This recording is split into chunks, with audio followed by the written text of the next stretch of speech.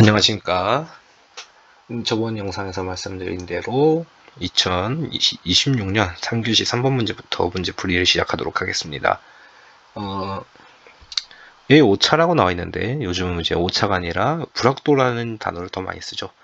하지만 이제 무한응 문제 풀이하는 데 있어서는 오차로 나오든 불확도로 나오든 일단은 보면은 에러 프로파게이션을 떠올리고 에러 프로파게이션 에러 프로파게이션을 떠올리고 그걸 그대로 이제 오차의 전파 공식을 통해서 문제를 풀이한다라고 생각을 하시면 될 것 같습니다. 일단은 가본 보시면은 30일 이후에 체내 전류량과 오차를 구하시오라고 되어 있습니다. 체내 섭취된 방사능량이 333 플러스 마이너스 41 베크렐이다 이렇게 나와져 있고요. 결국에는 이제 A는 A0 좀 크게 쓸까요? A는 A0 2 마이너스 람다 T 라는 이제 그 식을 이용해서 풀라는 건데요. 잠시 두께를 좀 올릴까요? 이러면은 여러분들이 좀 더 보이게 해서 이 문제를 풀라는 건데요. 일단은 그러면 AT30부터 구하죠. A 이거부터 구하면은 333 곱하기 2 마이너스 람다 t인데 이 람다를 먼저 구해두면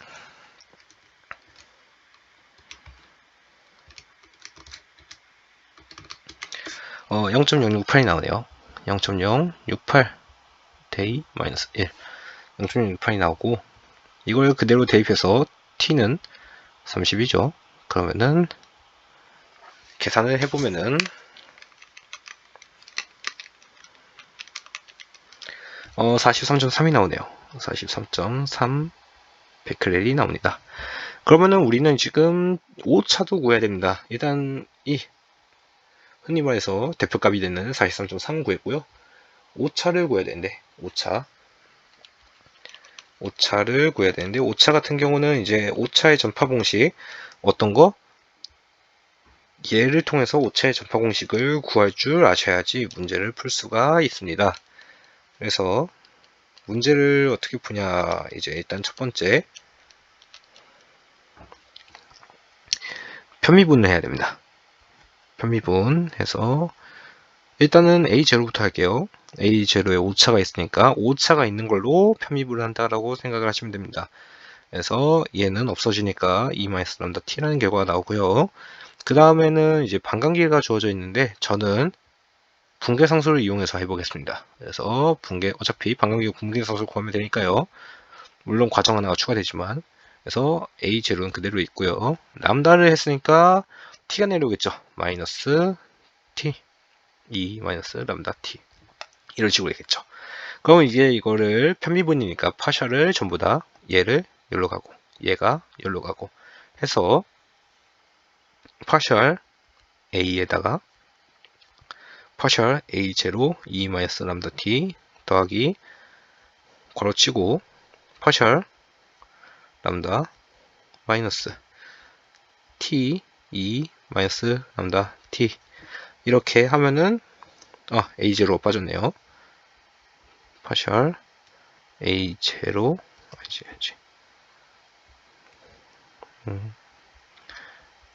뭐 이런 느낌이 되겠죠.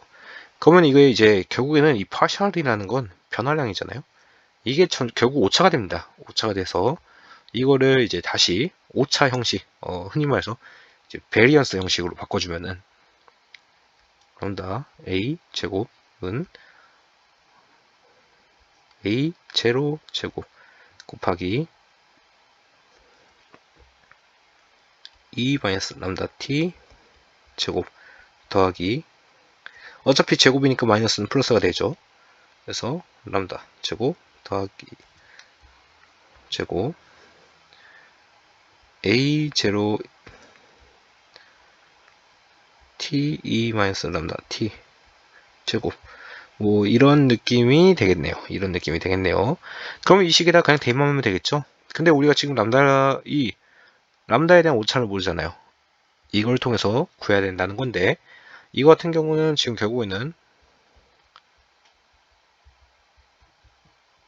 이 관계를 이용한다는 건데 이 ln이는 결국에는 상수죠. 상수니까 오차가 없기 때문에 나눗셈의 오차 공식에서 얘만 0으로 취급을 해주면 되는 겁니다. 그래서 원래는 뭐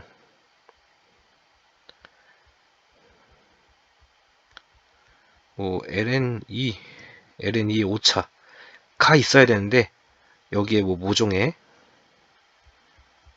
뭔가 이게 있어야 되는데 없다는 거죠. 지금 왜? 얘는 상수니까.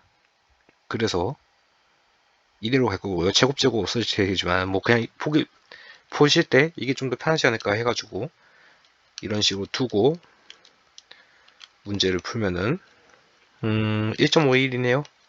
1.5고 밑에는 10.2 에서 제곱 하면은 9.99 곱하기 10의 마이너스 3이 나옵니다. 뭐 편하시게 뭐 0.01을 해도 상관은 없겠죠. 그럼 이대로 식을 집어넣어서 문제를 풀이하겠습니다. 그러면은 이게 지금 A0에 대한 오차가 이걸 복사해서 좀 내리겠습니다. 이 윈도우 11로 바꾸고 나서 태블릿 모드가 없어졌어요. 그래가지고 지금 데스크탑 모드에서 이 터치만 활성화해가지고 풀이하는 건데 팜리스가 잘 안되네요. 그래서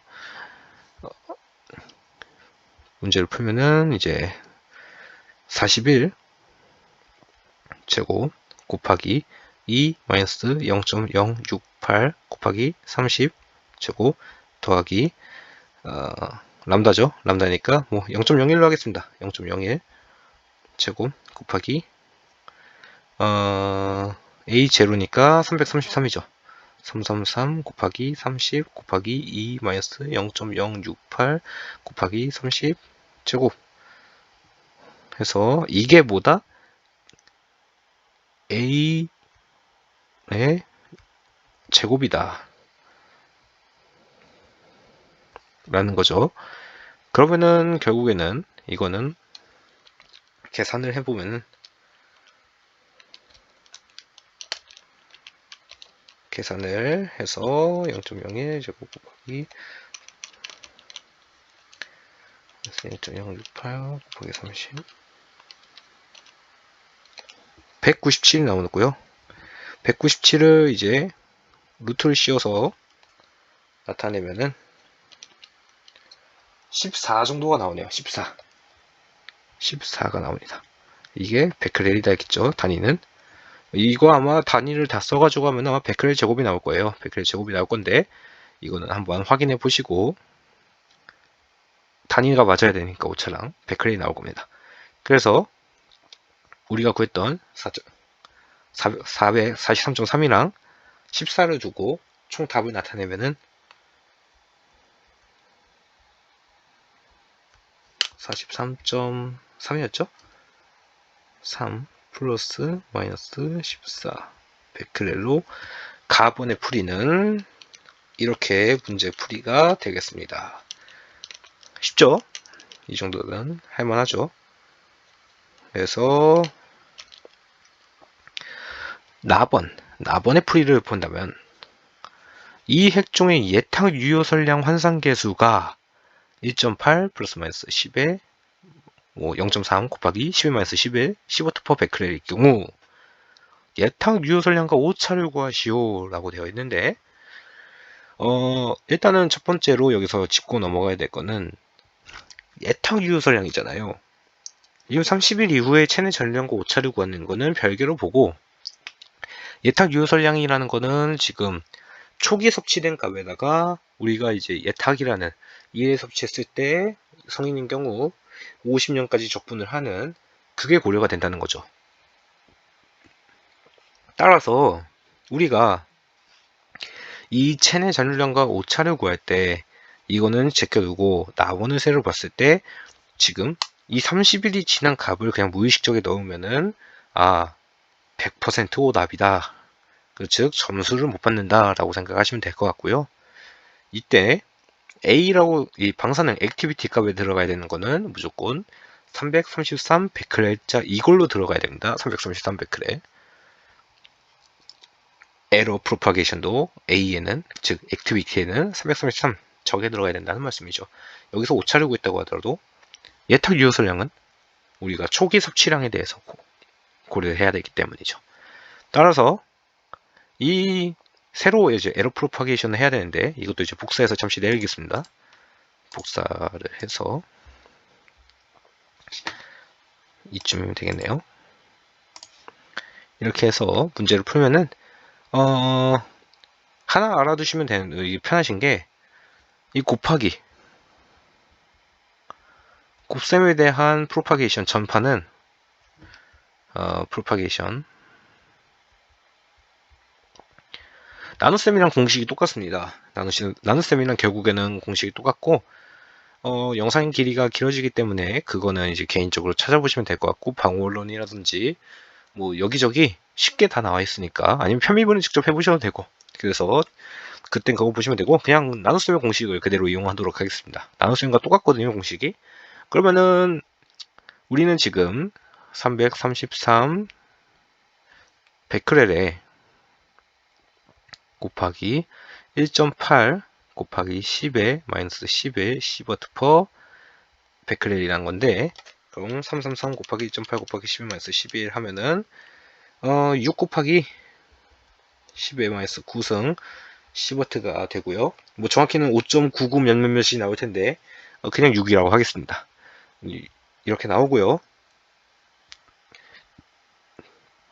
a 곱하기 2, 50 곱하기 루트하고 a 제로가 되겠죠. 정확히 말하면 하고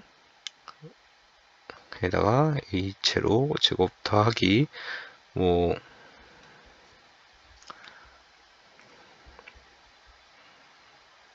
이 형식의 꼴이 되겠죠.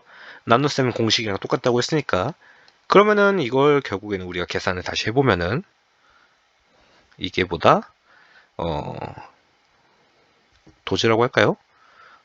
2라고 표현을 하겠습니다. 이렇게 이거는 6 곱하기 10마이너스 9승 시버트 곱하기 해놓고 41이죠. 41 333 제곱 더하기 굳이 그냥 풀로 쓰겠습니다. 0.3 곱하기 10-11 1.8 곱하기 10-11 제곱 이렇게 해가지고 계산해 보면은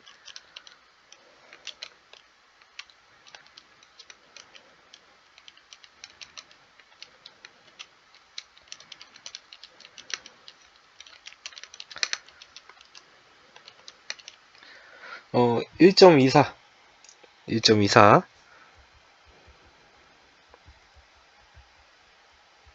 나옵니다. 결과적으로 답을 표현한다면은 이거는 6 이게 지금 팜리스가 잘 안되네요. 윈도우 11로 업데이트하고